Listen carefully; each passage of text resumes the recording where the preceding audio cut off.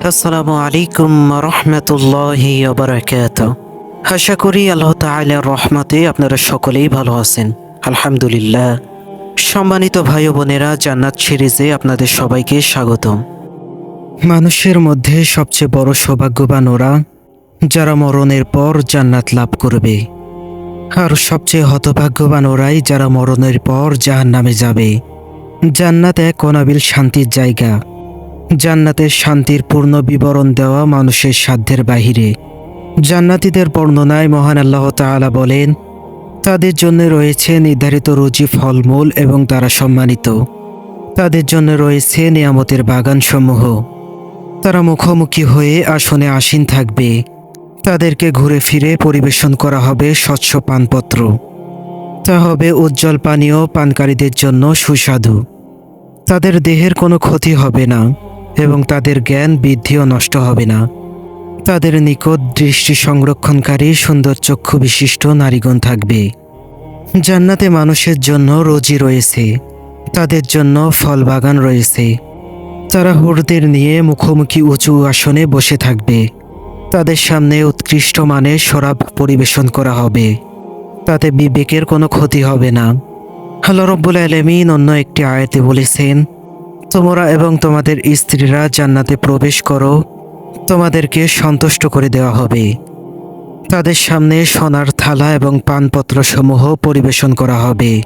তাদেরকে বলা হবে, এখন তোমরা চিরদিন এখানেই থাকো। তোমরা পৃথিবীতে নেক আমল করেছিলে, সেসব আমলের কারণে তোমরা এই জান্নাতের উত্তরাধিকার হয়েছ। তোমাদের জন্য এখানে প্রচুর ফল ফলাদি রয়েছে যা তোমরা খাবে। হযরত মুসা রাদিয়াল্লাহু আনহু থেকে বর্ণিত, তিনি বলেন, রাসূল সাল্লাল্লাহু আলাইহি সাল্লাম বলেছেন, নিশ্চয় মুমিনদের জন্য জান্নাতে একটি সুরক্ষিত মতির তাঁবু থাকবে। আসমানের দিকে তার দৈর্ঘ্য হবে 60 মঞ্জিল।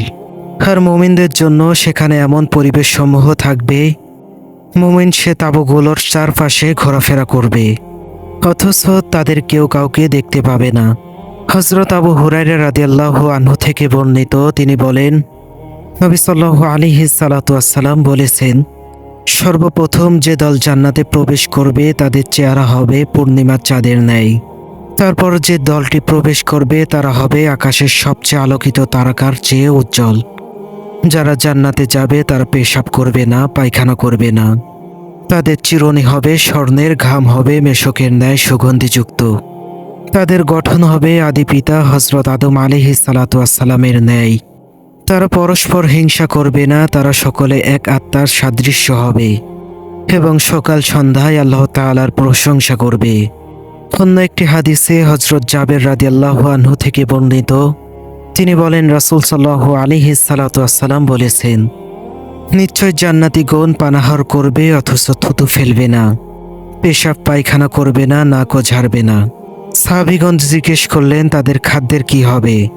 রাসূল সাল্লাল্লাহু আলাইহি সাল্লাম বললেন, তারা ঢেকুর দেবে, মিশকের ন্যায় গন্ধ বের হবে।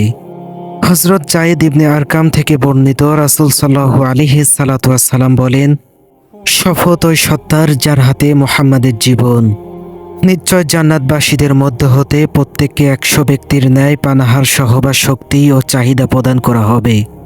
তাদের শরীরের চামড়ার উপর থেকে বের হওয়া ঘাম যা মেশকের ন্যায় সুগন্ধিযুক্ত হবে। অতঃপর তাদের পেট আবার খালি হয়ে যাবে। হযরত আনাস রাদিয়াল্লাহু আনহু থেকে বর্ণিত, তিনি বলেন, রাসূল সাল্লাল্লাহু আলাইহি সাল্লাম বলেছেন, জান্নাতে তোমাদের কারো ধনুক অথবা কারোর পা রাখার স্থান দুনিয়া তাতে যা আছে তা থেকেও উত্তম। যদি কোনো জান্নাতি মহিলা জমিনের দিকে তাকাতো তবে জমিন পর্যন্ত সকল স্থান আলোকিত হয়ে যেত। জান্নাতি মহিলার একটি ওড়না দুনিয়া তার মধ্যে যা আছে তা থেকে উত্তম।